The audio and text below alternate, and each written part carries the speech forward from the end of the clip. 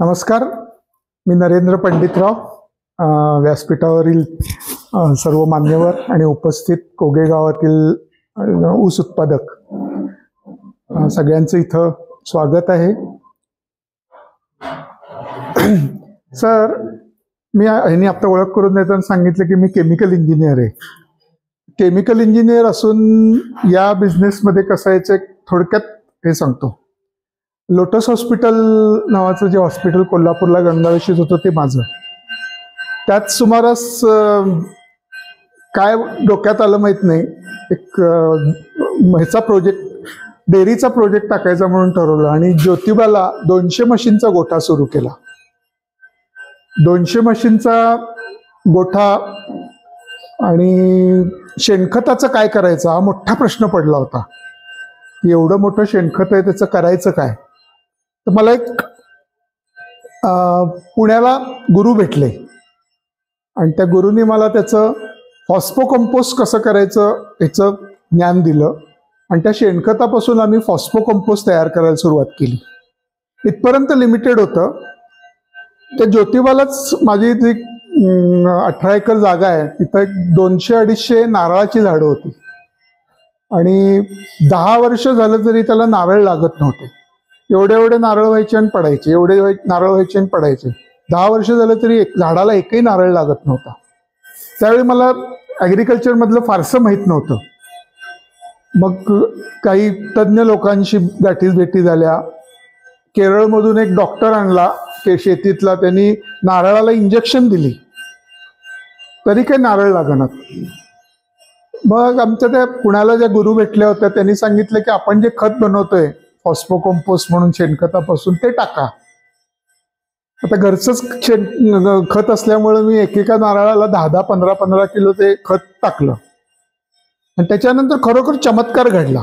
ज्या नारळाला 10 वर्ष झाली फळ लागत नव्हतं, त्याला फळं लागायला लागली आणि वर्षाला जवळजवळ एका झाडापासून 200-200 नारळ मिळायला लागले.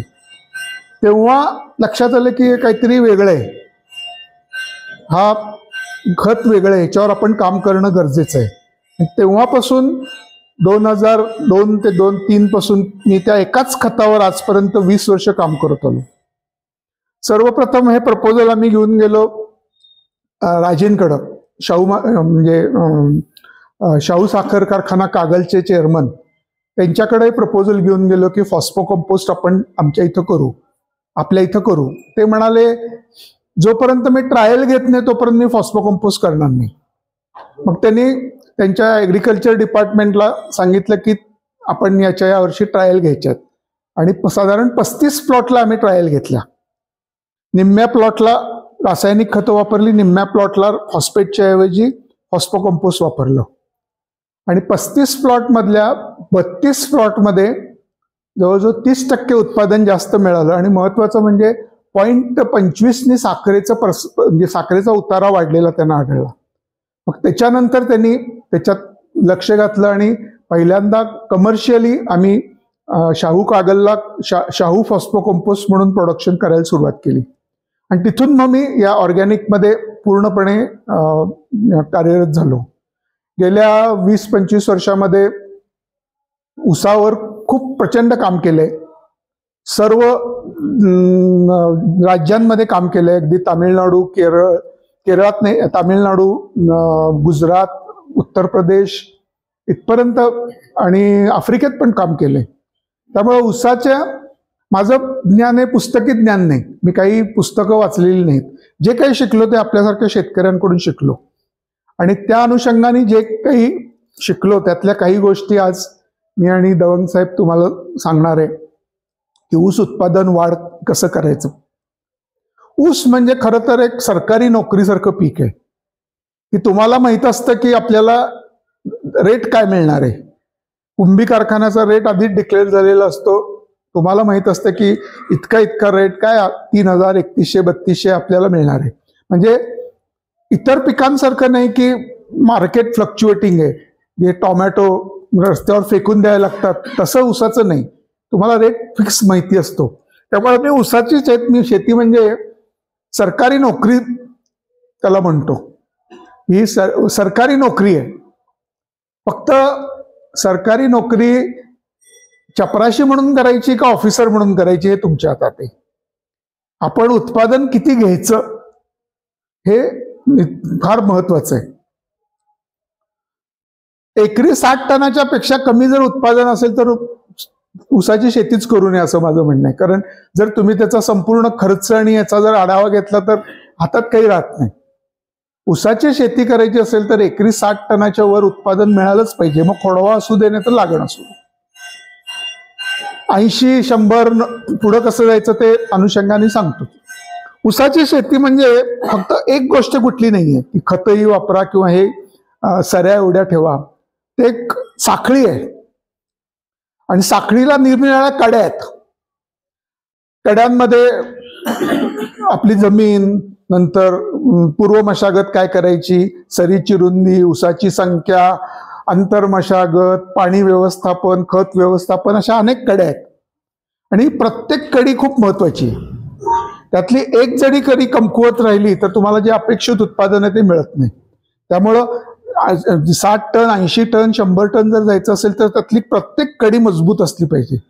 आज आम्ही दोघं वक्ते असल्यामुळं मी त्यातल्या थोड्या कड्या घेणार आहे, दवंग साहेब थोड्या कड्या घेणार आहेत. त्यातली सगळ्यात जी महत्वाची कडी आहे ती म्हणजे आपली जमीन. आपल्याला आपली जमीन माहिती आहे का? आज अध्यक्ष साहेब सगळ्यात सिनियर आहेत, मला वाटतं 50 वर्षापेक्षा जास्त शेती करत असतील. तुम्ही जेव्हा शेती सुरू केली काका त्यावेळी कशाने नांगरत होता? किती बैल? 2 बैलांना मशागत करत. 2 बैलांनी नांगरट करत होते. 4 बैलांची 2 जोड्या म्हटल्या तर 4 बैल. एक बैल समजा 1 हॉर्स पॉवरचा पकडू आपण. 4 हॉर्स पॉवरच्या 4 बैलांनी ते नांगरट करत होते. त्याच्यानंतर काही दिवस गेले, पुढे नांगरट कशाने सुरू झाली? 35 HP चा फर्ग्युसन ट्रॅक्टर. फर्ग्युसन ट्रॅक्टरने नांगरट सुरू झाली. अजून काही वर्ष गेली, 35 HP चा ट्रॅक्टर बंद झाला, 60 HP चा ट्रॅक्टर आता सुरू झाला. आणि ते खोल नांगरायला गेले की चाकं उचलतोय. बरोबर आहे ना? म्हणजे जमिनीमध्ये काकांच्या तरुणपणापासून आतापर्यंत फरक काय पडला? या जमिनीला 4 बैलांनी नांगरट करता येत होती, ती 60 HP च्या ट्रॅक्टरनी सुद्धा आता अवघड झाली आहे. ह्याच्या पुढे 90 HP चा ट्रॅक्टर लागणार आहे. म्हणजे जमिनीत आपल्या किती फरक पडला? तर जी जमीन 4 नांगरांनी करत होती ती आता नांगरट 90 HP च्या ट्रॅक्टरची गरज लागायला लागली आहे. थोडक्यात म्हणजे काय झालं? काय जमिनीचा जो सेंद्रिय कर्ब, महत्वाचा गाभा, सुपीकपणा, सूक्ष्मजीवाणूंची संख्या ती मोठ्या प्रमाणावर कमी झाली. म्हणजे भारताला स्वातंत्र्य मिळालं त्यावेळी भारताच्या सरासरी जमिनींचा सेंद्रिय कर्ब होता 3%. आज तो आलाय 0.5%. त्यामुळे सर्वप्रथम आपल्याला उत्पादनाचा विचार करायचा झाला तर स्वतःची जमीन माहिती आहे का हा महत्वाचा प्रश्न आहे. आपल्यापैकी जमिनीचं परीक्षण, माती परीक्षण किती जणांनी करून घेतलंय?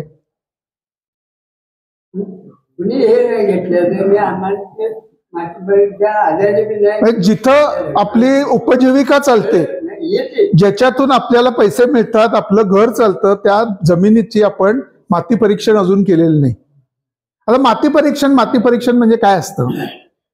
माती परीक्षणात काही ठराविक गोष्टी प्रयोगशाळेत मोजल्या जातात. त्यातला पहिला सगळ्यात महत्वाचा भाग म्हणजे ऑर्गॅनिक कार्बन, ज्याला सेंद्रिय कर्ब मराठीत म्हणतात. सेंद्रिय कर्ब किती ह्याच्यावर तुमची जमिनीची सुपीकता अवलंबून आहे. तुमचा जर सेंद्रिय कर्ब 0.5% असेल, तुम्ही कुठलीही खतं टाका, सोनं टाका जमिनीत, 25 टनाच्या वर उत्पादन येणार नाही.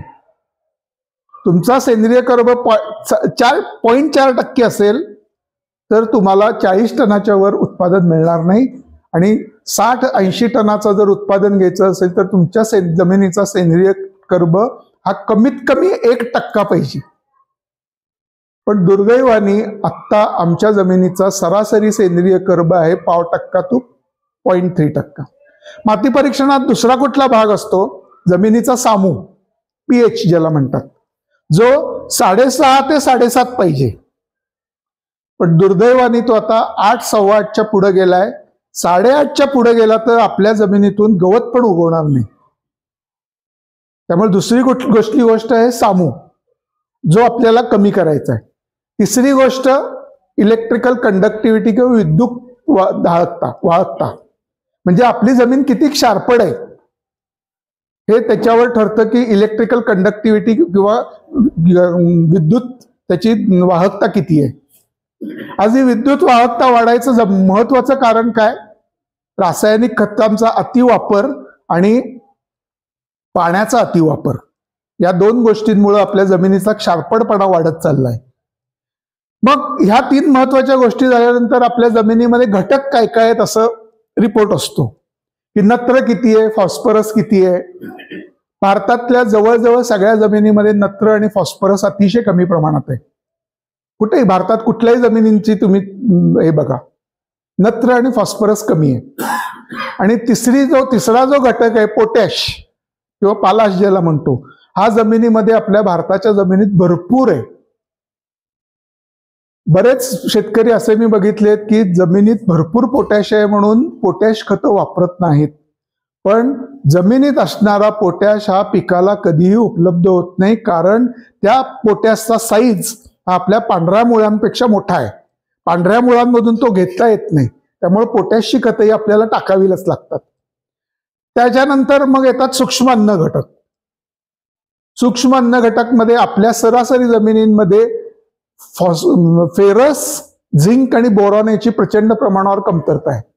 बाकी सगळे सूक्ष्म अन्न घटक व्यवस्थित आहेत, पण फेरस, बोरॉन आणि झिंक याची कमतरता आहे. म्हणजे जर आता सरासरी तुमची आता माती परीक्षण सरसकट गावाचं जर केलं तर रिझल्ट काय येणार आहे? तुमचा सेंद्रिय कर्ब 0.25 ते 0.4च्या दरम्यान असेल. EC थोडासा वाढलेला असेल, इलेक्ट्रिकल कंडक्टिव्हिटी. pH खूप वाढलेला असेल. नायट्रोजन, फॉस्फरस नाही. पोटॅश भरपूर. झिंक, फेरस, बोरॉन डेफिशियन्सी म्हणजे कमतरता. हा सरसकट तुमचा माती परीक्षणाचा जर आढावा घेतला तर असं आढळेल. आपण माती परीक्षण वगैरे या गोष्टी थोडं बाजूला ठेवू. आत्ता जो सगळ्यात महत्वाचा भाग आहे की आपल्या जमिनीचा सेंद्रिय कर्ब वाढवणं पाहिजे. पुढं मी खत व्यवस्थापन मध्ये सेंद्रिय कर्ब या विषयावर आणि खतांचं उचल ही कशी एकमेकांशी एकत्र येते ते मी सांगणारच आहे.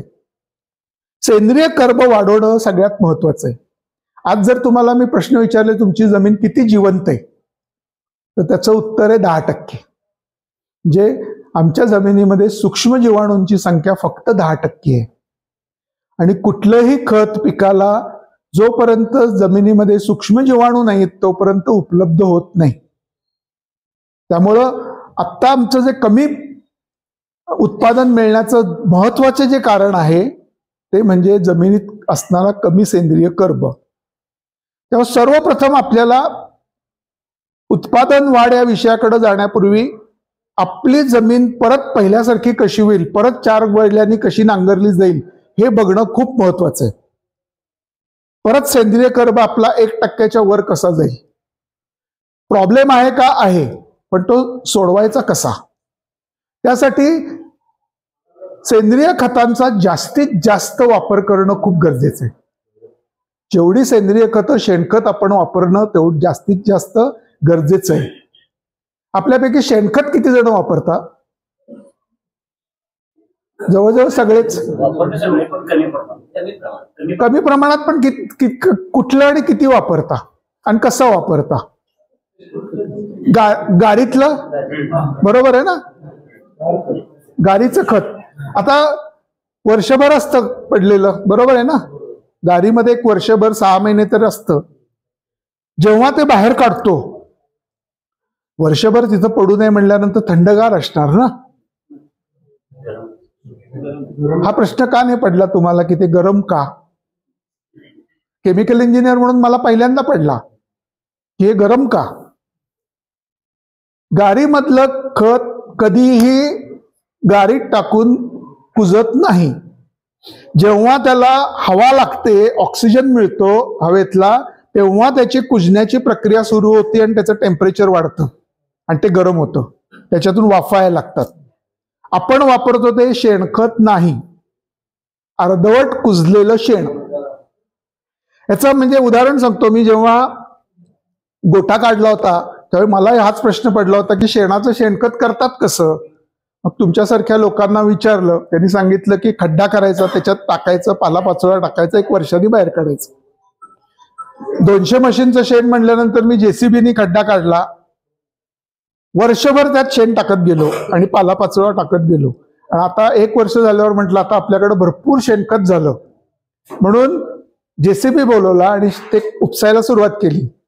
तेव्हा लक्षात आलं की फक्त 6 इंचाचा थर आहे, तेवढंच शेणखत झालेलं आहे, बाकी सगळं आहे तसं शेण आहे. त्याच्यानंतर मग कारखान्यावर गेलो मी आणि कारखान्यात मळी कशी कुजवतात, प्रेसमड कसं कुजवतात हे बघितलं. तेव्हा पहिल्यांदा लक्षात आलं की कुजण्याच्या प्रक्रियेला ऑक्सिजनची गरज आहे, हवेची गरज आहे, पाण्याची गरज आहे. साखर कारखान्यात स्पेंटवॉश वापरतात पाण्याच्या ऐवजी आणि एरोटिलरनी ते हलवलं जातं, रोज खालीवर केलं जातं. हीच जर गार तुम्ही बाहेर काढली, गार काढल्यानंतर लगेच शेणखत कधीही वापरायचं नाही. आपण काय करतो, गार काढल्यानंतर उन्हाळ्यामध्ये शेण जमिनी पसरून देतो, बरोबर आहे ना. त्यावेळी वर टेम्परेचर किती असतं, 40 डिग्री. 40 डिग्री टेम्परेचरला शेणखत जर जमिनीवर पसरून ठेवलं, त्याचा जो ऑर्गॅनिक कार्बन आहे तो सगळा निघून जातो, जळून जातो. आणि आपण शेणखत म्हणून जे टाकतो त्यात ऑर्गॅनिक कार्बनचं प्रमाण अतिशय कमी असतं. अतिशय कमी म्हणजे किती, मी ते तपासलंय प्रयोगशाळेत नेऊन, 4 ते 5% असतं ऑर्गॅनिक कार्बनचं प्रमाण. त्यामुळे जमिनीमधल्या सूक्ष्मजीवाणूंची वाढ होण्याचा जो फायदा व्हायला पाहिजे तो होत नाही. त्यासाठी सर्वप्रथम आपण शेण आणि शेणखतातला फरक समजून घेतला पाहिजे. शेणखताला कधीही घाण वास येत नाही. शेणखताला पहिल्या पावसाचा जो वास असतो, सुगंध असतो, तो येतो. जोपर्यंत आपल्या शेणखताला तो वास येत नाही तोपर्यंत शेणखत तयार झालेलं नाही. मग याच्यासाठी करायचं काय, गाडीतून बाहेर काढल्यानंतर किंवा जर आपला गोठा असेल आणि रोज शेण निघत असेल तर 5 फूट रुंद आणि लांबच्या लांब विंडरो तयार करायचा किंवा बेड तयार करायचा, साधारण 1 फूट उंचीचा, आणि त्याच्यावर ड्रिपरची एक लाईन टाकायची किंवा दर 2-3 दिवसांनी पाणी मारायचं आणि दर 3-4 दिवसांनी ते खोऱ्याने हलवून घ्यायचं किंवा पॉवर टिलरने हलवून घ्यायचं. हललं पाहिजे. ते हलवल्यानंतर, पाणी मारल्यानंतर तुमच्या असं लक्षात येईल की पुढचे 2-3 दिवस त्याच्यातून वाफा यायला लागल्यात, पूर्ण बेडमधून अशा वाफा येत आहेत असं तुम्हाला लक्षात येईल. त्याचं टेम्परेचर मोजलं तर 70 डिग्री टेम्परेचर असतं, म्हणजे ती कुजण्याची प्रक्रिया सुरू झाली. हे हळूहळू टेम्परेचर कमी येतं, ते थंड व्हायला लागतं. थंड जसं होतं तसा त्याचा रंग बदलतो. जे हिरवट असतं ते चहाच्या पूडसारखं काळं होतं आणि त्याला पहिल्या पावसाचा सुगंध यायला लागतो. तेव्हा समजायचं की आपलं शेणाचं शेणखत झालं. ते शेणखत चाळायचं, त्यातला काडी कचरा बाजूला काढायचा आणि चहाच्या पावडर सारखं असणारं जे तपासायला जर आपण प्रयोगशाळेत घेतलं तर त्याचा सेंद्रिय कर्ब 25% जास्त असतो, जो आत्ता तुम्ही टाकणाऱ्या शेणखताचा 4 किंवा 5% आहे. ते सरीमध्ये वापरायचं. सरीमध्ये का, तर जिथं आपले ऊसाची मुळं आहेत त्या मुळाच्या आजूबाजूचा सेंद्रिय कर्ब वाढला पाहिजे, तिथं आजूबाजूला सूक्ष्मजीवाणूंची संख्या वाढली पाहिजे. त्यासाठी आपण आता जे पसरून टाकतो त्याच्याऐवजी ते कुजवून सरीमध्ये टाकलं तर त्याचा फायदा अधिक होतो. पण आपण म्हणाला तसं शेणखत मिळत नाही किंवा महाग पडतं, जनावरं कमी झाल्यात, त्यामुळे शेणखत एवढं उपलब्ध होऊ शकत नाही. त्यामुळे शेणखताने फक्त सेंद्रिय कर्ब वाढणं अवघड आहे. त्याच्यासाठी आम्ही प्रयोग करून जे शिकलो ते म्हणजे ऊस लावताना विशेषतः अडसाली आणि पूर्व हंगामी, सुरूला कदाचित ते जमणार नाही, पूर्व हंगामी आणि अडसालीला आंतरपीक म्हणून ढेंचा किंवा ताक घ्यायचा. ज्या दिवशी ऊस लावतो त्याच दिवशी ताक किंवा ढेंचा टाकायचा सरीवर 2 सऱ्यांच्या मध्ये. आणि जेव्हा आपण बाळबांधणी करतो 90 दिवसांनी तेव्हा तो ताग आणि ढेंचा जमिनीत गाडून घ्यायचा. याच्यामुळं फार फरक पडतो, फार म्हणजे फार फरक पडतो. जमिनीचा सेंद्रिय कर्ब झपाट्याने वाढतो, ऑर्गॅनिक मॅटर्स जमिनीमध्ये जातात आणि आपल्याला फायदा होतो. तर पहिलं शेणखताचा सरीमध्ये वापर कुजलेल्या, दुसरं ताग आणि ढेंच्याचं आंतरपीक घ्यायचं. तिसरा एक महत्वाचा भाग, साखर कारखान्याकडून तुम्हाला मोठ्या प्रमाणावर प्रेसमड कंपोस्ट, ज्याला तुम्ही मळी म्हणता, ते मिळतं ना. 10-10, 15-15 एकरी 20-20 टन तुम्हाला मिळतं. हे खत चांगलं आहे का? निश्चितच चांगलं आहे, उत्कृष्ट खत आहे. फक्त साखर कारखाना काय करतं, ते देतं तुम्हाला, पण कसं आणि कधी वापरायचं सांगत नाही. आता आपण काय करतो, साधारण कारखाने सुरू झाल्यानंतर जानेवारी महिन्यापासून हे मिळायला सुरुवात होते. जानेवारी मध्ये आलं की आपण शेतात पसरून टाकतो, बरोबर आहे ना. आलं की शेतात पसरायचं. हे जे प्रेसमड कंपोस्ट आहे ते कारखान्यामध्ये पूर्ण कुजलं जात नाही, कारण कारखान्याला कुजण्यापेक्षा स्पेंट वॉश कसा वापरला जाईल याच्यावर फोकस जास्त असतो. त्यामुळं पूर्णपणे कुजलेलं नसतं आणि त्याच्यात मेण वॅक्स ज्याला म्हणतो, त्याचे अवशेष खूप असतात. असं जर तुम्ही सलग 3-4 वर्ष ते पसरून टाकलं तर जमिनीमध्ये मेणाचा एक थर तयार होतो आणि पाण्याचा निचरा व्हायचं कमी होतं. आता तुम्हाला बऱ्याच जणांना प्रॉब्लेम असेल, पाण्याचा निचरा होत नाही, तेव्हा पाण्याचा निचरा व्हायचं प्रमाण त्याच्यामुळे कमी होतं. पण ह्याच्यासाठी काय करायचं, वापरायचं का प्रेसमड कंपोस्ट? वापरायचं. आत्ता जेव्हा कारखान्याकडून मिळते तेव्हा जेवढं मिळते तेवढं घ्या, पण जमिनीवर टाकू नका. बांधावर नेऊन त्याचा ढीग मारून ठेवा. जितकं मिळेल तितका त्याचा ढीग मारा. एक पावसाळा खाऊ देते. साधारण तुम्हाला ते फेब्रुवारी ते एप्रिल महिन्यात मिळालेलं असतं. पूर्ण पाऊस खाऊ दे. पावसामध्ये जेव्हा पावसाच्या पाण्यामध्ये नायट्रोजन असतो आणि त्या नायट्रोजनमुळे त्याची कुजण्याची प्रक्रिया खूप फास्ट होते. एवढा ढीग असेल, पावसाळा संपल्यानंतर तो एवढा छोटा होतो, पण तो पूर्ण कुजतो. जे मेण असतं त्याचं पूर्ण विघटन होतं आणि ते मेण निघून जातं हवेत. त्याच्यानंतर जर हे तुम्ही वापरलं तर अतिशय सुंदर खत आहे. पूर्णपणे कुजलेलं असतं, त्याचा सेंद्रिय कर्ब मोठ्या प्रमाणावर वाढलेला असतो. त्यामुळं हा एक उपाय खूप महत्वाचा आहे की जसं मी सांगितलं शेणखत, हिरवळीची खतं, तसं प्रेसमड कंपोस्ट. अजून एक चौथा प्रकार सांगतो, जमीन सुधारण्यासाठी काय करायला पाहिजे. आत्ता आपल्याला परिस्थिती कशी आहे, आपण जास्तीत जास्त खोल किती नांगरतो? 9 ते 10 इंच, बरोबर आहे ना. त्याच्यापेक्षा खोल नांगरता येत नाही. टिकाव मारून बघितलाय का जमिनीला? 9-10 इंचाच्या खाली टिकाव जात नाही. कडक झालेली आहे जमीन, बरोबर आहे. मुळं सुद्धा, आपण ऊस जर उपटायला गेलो तर लगेच उपटून हातात येतो. मुळं खोल गेलेली नाहीत का? तर जमीन कडक झाली आहे. याच्यासाठी ज्याला आम्ही आधुनिक गांडूळ म्हणतो, आधुनिक गांडूळ, त्याचा वापर करणं 2 ते 3 वर्षांनी खूप महत्वाचं आहे. पूर्व मशागत करताना नांगरणीच्या आधी 10 ते 15 दिवस सबसॉइलरचा वापर करत जा. सबसॉइलर म्हणजे त्याला एकच दांडी असते 3.5 ते 4 फुटाची, आणि तो जेव्हा फिरवला जातो त्याला 60 HP ट्रॅक्टर लागतो. तेव्हा उभा आडवा जेव्हा मारतो तेव्हा तो 3 ते 4 फुटांनी जमीन चिरतो, कापतो पूर्ण जमिनीला. जेव्हा सबसॉइलर फिरवलेला असतो तेव्हा फक्त एक अशी लाईन दिसते. त्याच्यानंतर 8 दिवसांनी जर तुम्ही जमीन बघितली तर जमिनीला लाटा आलेल्या असतात, म्हणजे खालून संपूर्ण जमीन तडकते, त्यातले विषारी वायू सगळे बाहेर येतात आणि त्याच्यानंतर तुम्ही पाण्याचा निचरा हा प्रॉब्लेम तुमचा कायमचा सुटून जाईल.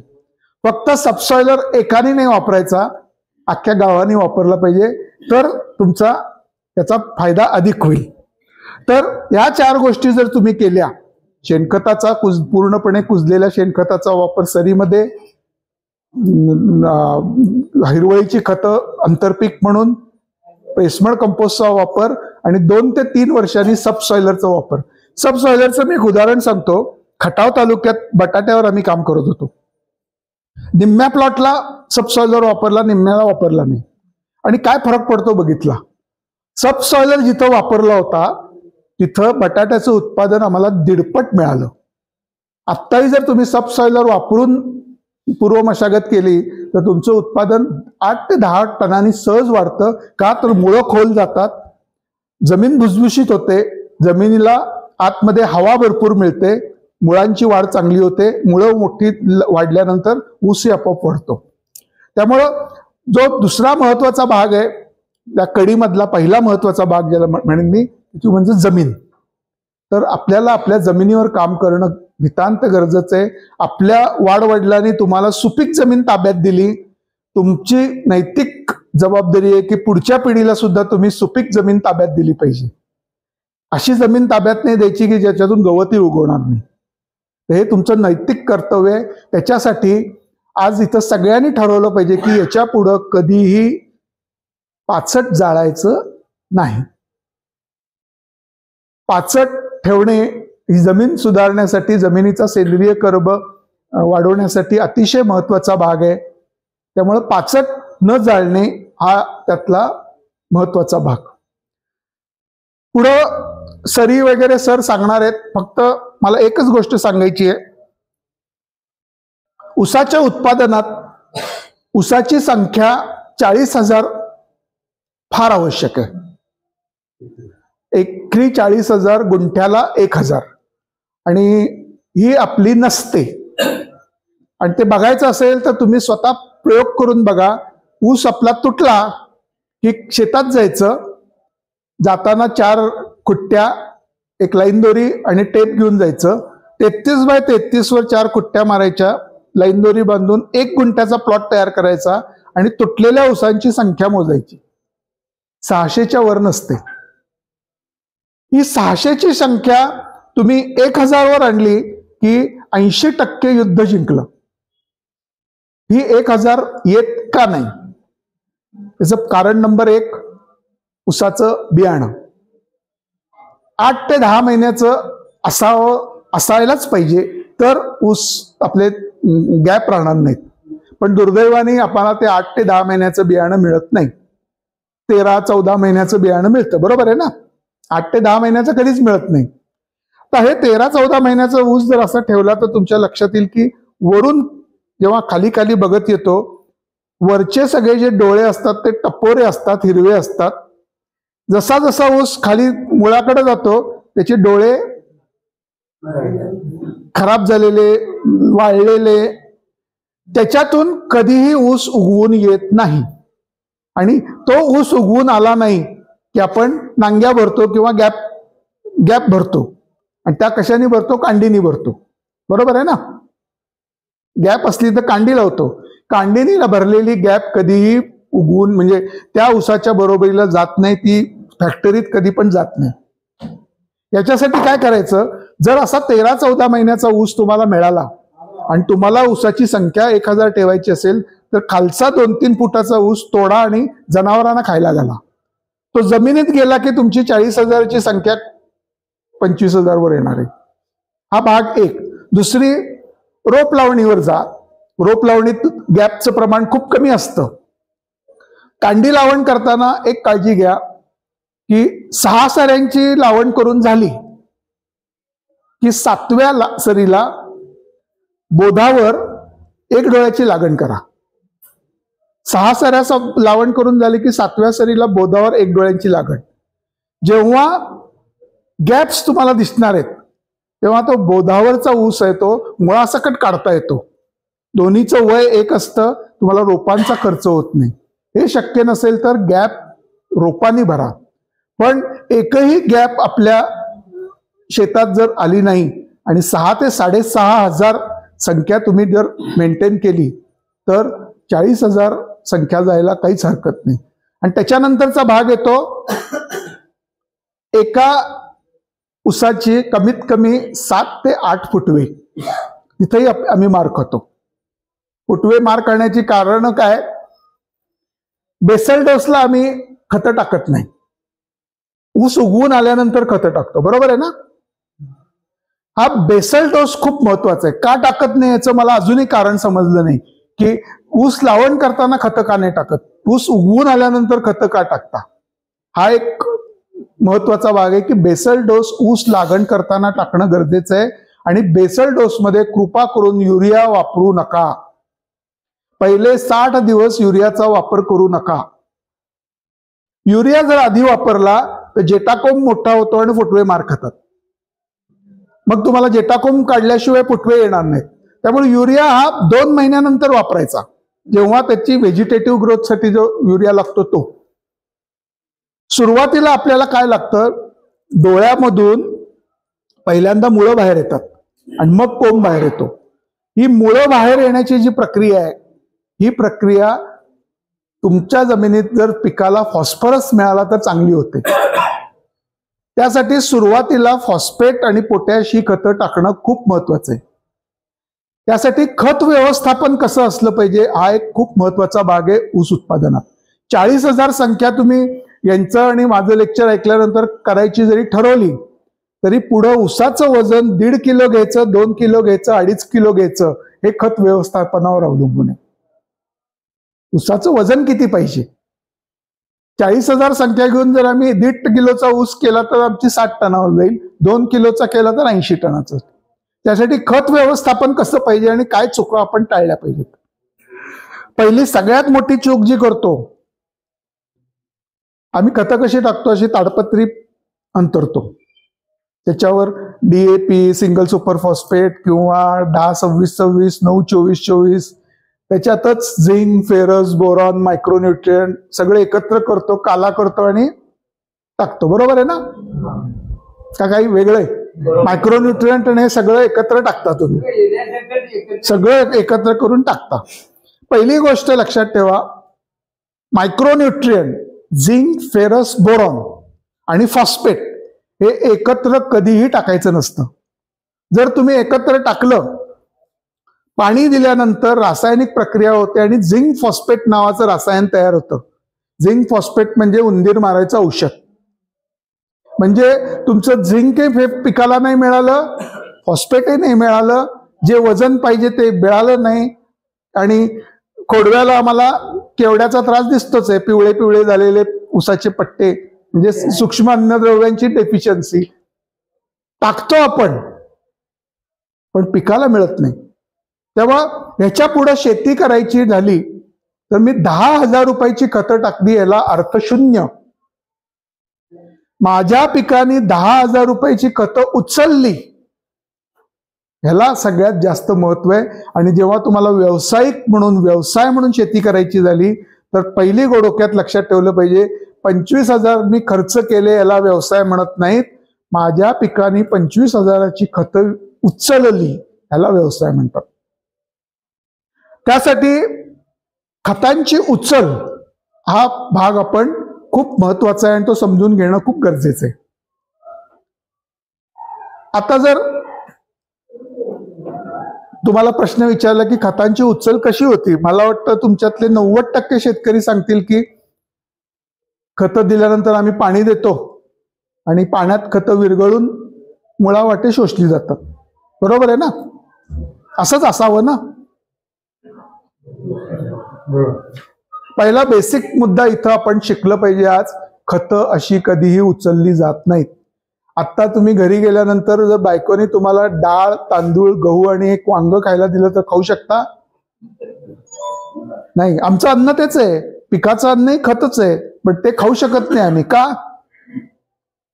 त्याचा स्वयंपाक व्हावा लागतो. खतांचा सुद्धा स्वयंपाक झाल्याशिवाय पिकाला ते खाता येत नाही.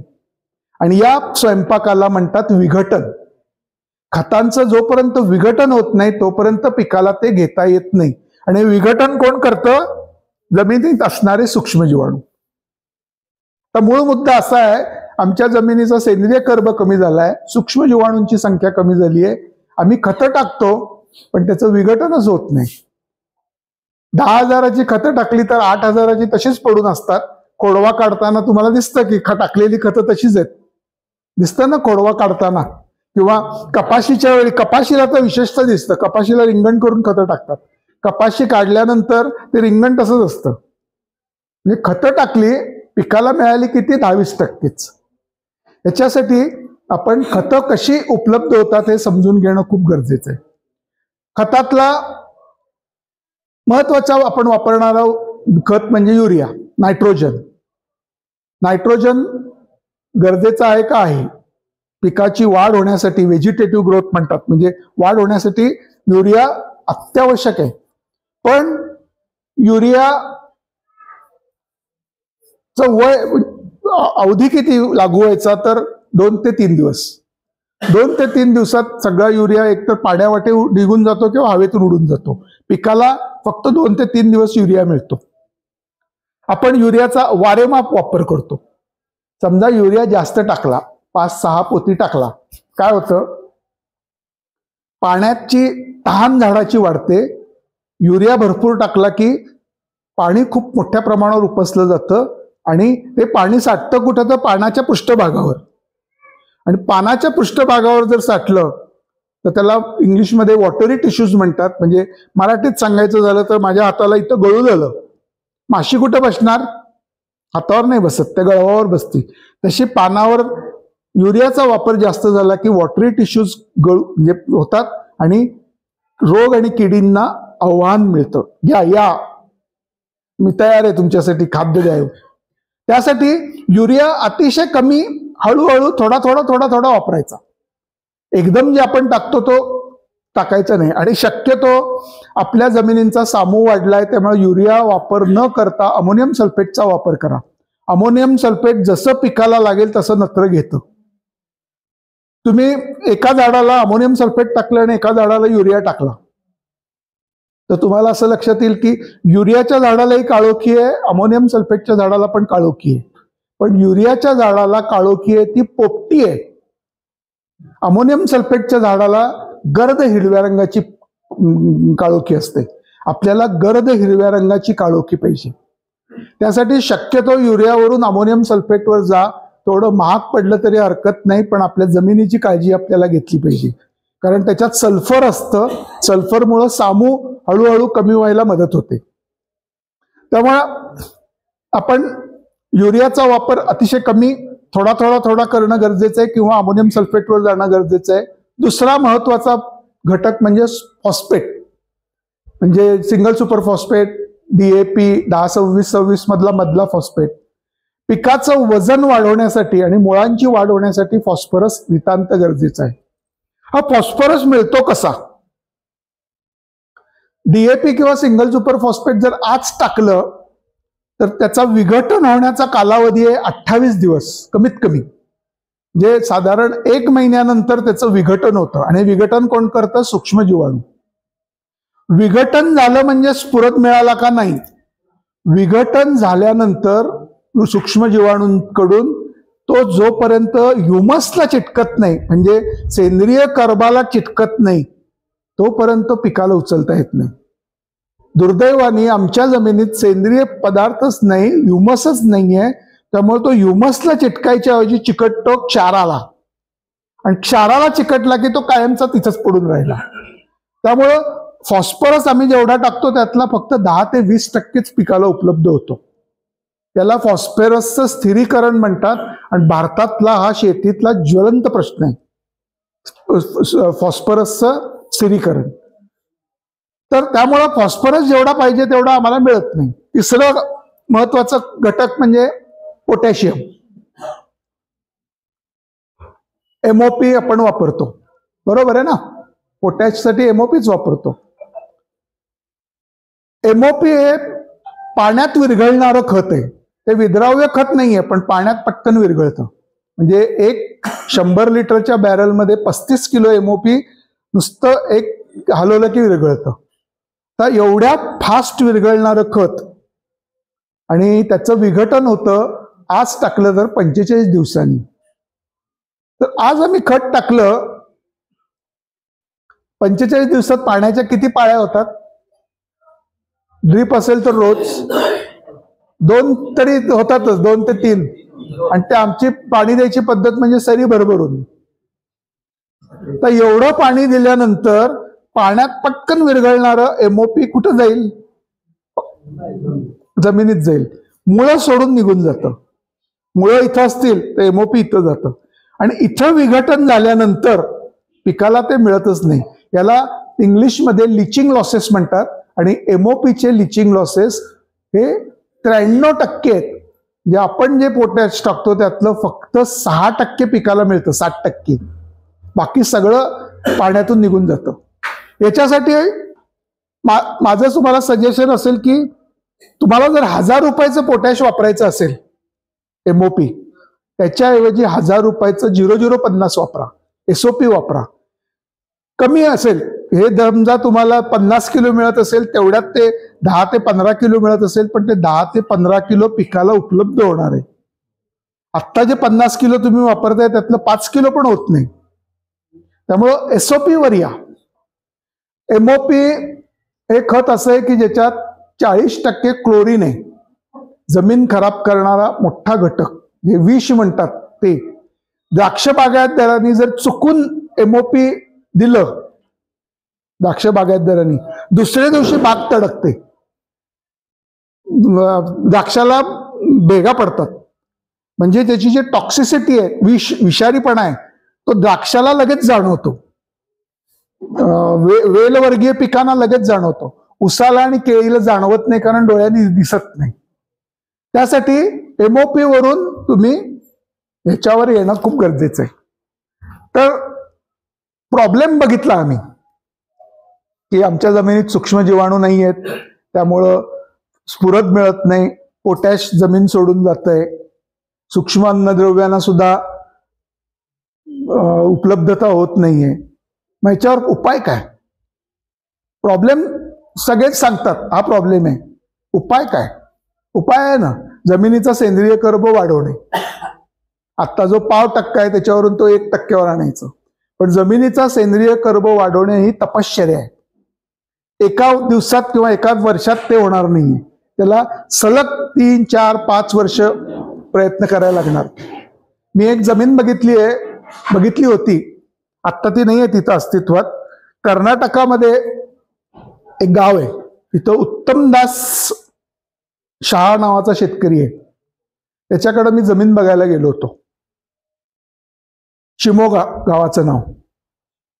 त्याचा मी गेलो त्यावेळी 49वा खोडवा सुरू होता. त्यांनी 49 वर्ष पाचट ठेवलं होतं. जमीन कशी असावी याचं उदाहरण होतं ते. कार्पेटवरून चालल्यासारखं वाटत होतं, इतकी सुंदर जमीन. मी आफ्रिकेला एका ठिकाणी गेलो होतो, नायजेरियाला. तिथं एका शेतकऱ्याचं 5000 एकर होतं. फक्त 1 पोतं DAP दिलं मी एकरी, आणि त्याचं 100 टनाच्या वर उत्पादन निघालं. का तर जमिनीचा सेंद्रिय कर्ब होता 7%, 7%. आमचा 0.5% आलाय.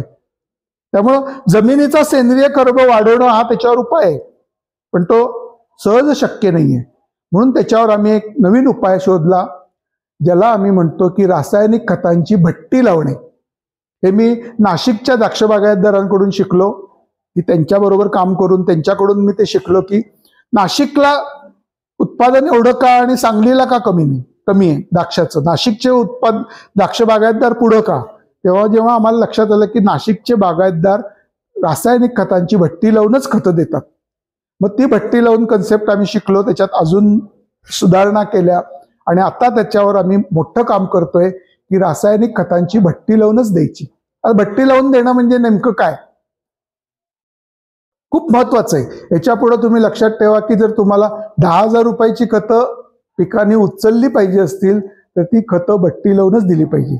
भट्टी लावून न द्यायचं खत म्हणजे युरियाची भट्टी लावायची नाही, किंवा अमोनियम सल्फेटची भट्टी लावायची नाही. भट्टी लावून द्यायची खतं म्हणजे phosphate, potash 10-26-26, 9-24-24, DAP, single super phosphate, MOP वगैरे यासारखी खतं.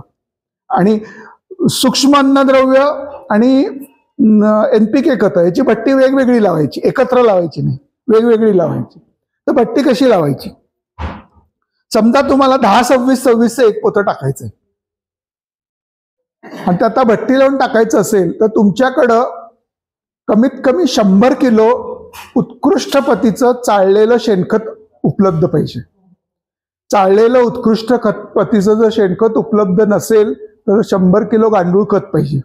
100 किलो गांडूळ खत जरी मिळत नसेल तर आमचं वृंदावन NPK बुस्टर नावाचं खत आहे, जे शेणखताला पर्याय आहे. हे तिसरा पर्याय आहे की हे तुम्ही वापरू शकता. तर करायचं काय?